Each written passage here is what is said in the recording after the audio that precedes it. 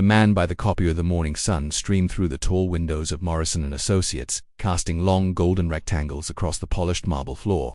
Sarah Chen adjusted her white blouse and smoothed her gray pencil skirt as she walked briskly toward the copy center on the 15th floor. Her heels clicked softly against the floor, creating a steady rhythm that matched her determined pace. She had been working at the prestigious marketing firm for only 3 weeks, and today was the day of her first major presentation. The quarterly reports clutched in her hands represented hours of careful research and analysis. Everything had to be perfect. The copy center was tucked away in a quiet corner of the office, surrounded by floor-to-ceiling windows that offered a breathtaking view of the city below. Modern office furniture filled the space beyond the glass walls, where her colleagues worked at their desks, occasionally glancing up to wave or nod in greeting. As Sarah approached the industrial copier, her heart sank. The machine's display screen flashed an angry red error message, and several sheets of paper were jammed in various compartments. She had 45 minutes before her presentation, and this was the only high-quality copier in the building. No, she whispered, pressing random buttons in hopes of making the machine cooperate. The error message continued to blink stubbornly, having trouble with the old beast. Came a warm, familiar voice from behind her. Sarah turned to see Michael, the maintenance worker she had met during her first week.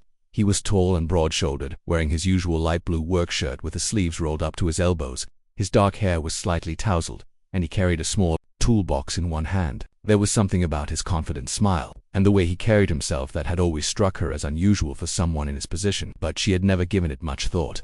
"Oh, Michael, thank goodness you're here," Sarah said, relief flooding her voice.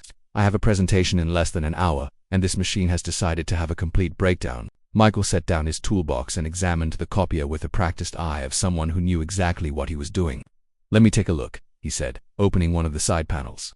"These machines can be temperamental, but they usually just need a gentle touch." Sarah watched as he worked, noting how his hands moved with precision and expertise.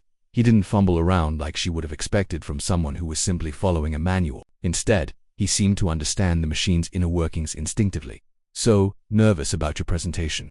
Michael asked as he carefully removed several crumpled pieces of paper from the machine's internals. "Completely terrified," Sarah admitted, surprised by her own honesty. There was something about Michael that made her feel comfortable, as if she could share her worries without judgment. "I've never presented to the executive team before. I keep wondering if I'm really cut out for this place." Michael paused in his work and looked at her with genuine concern. "What makes you think that?" Sarah leaned against the nearby counter, grateful for someone to talk to. "Everyone here seems so polished, so confident.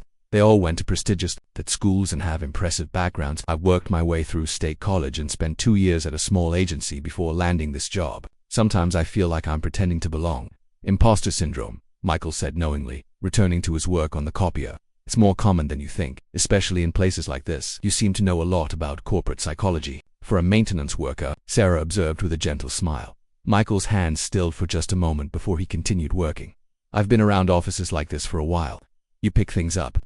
The copier suddenly hummed to life, its display screen shifting from angry red to a calm, steady green. Michael closed the panels and stepped back with satisfaction. "There we go," he said. "Good as new." Sarah quickly loaded her documents and watched as perfect copies emerged from the machine. "Michael, you're a lifesaver. I don't know how to thank you. Just be yourself in that presentation," he said, gathering his tools. "Trust me, authenticity is worth more than all the prestigious degrees in the world."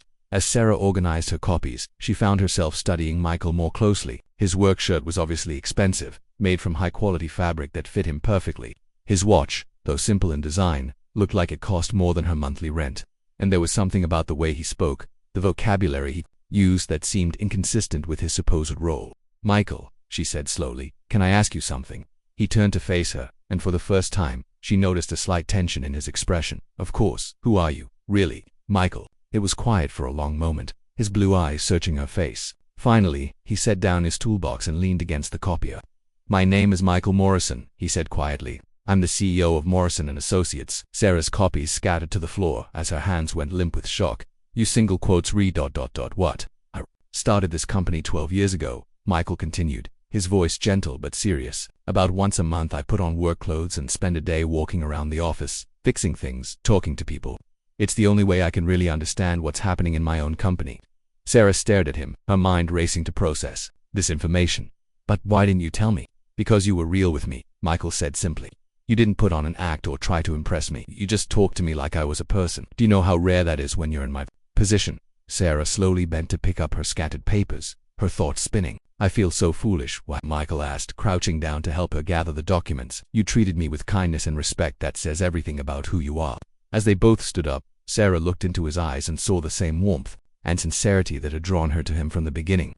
CEO or maintenance worker, he was still the same person who had listened to her fears and offered encouragement. Your presentation, Michael said, glancing at his watch. You should go. And Sarah, yes, remember what I said about being yourself. The executive team is going to love your fresh perspective and genuine passion. Trust me on this one. Sarah walked toward the conference room, her head spinning with the morning's revelation. But as she thought about Michael's words, she felt her confidence returning.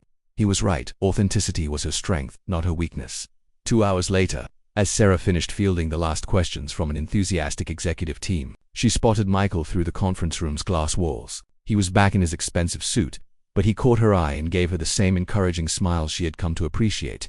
Her presentation had been a complete success. Later that evening, as Sarah packed up her desk, she found a handwritten note. Congratulations on your presentation. Would you like to grab coffee tomorrow and discuss your ideas for the Johnson account? Sarah smiled as she tucked the note into her purse. Some discoveries, she realized, were worth waiting for.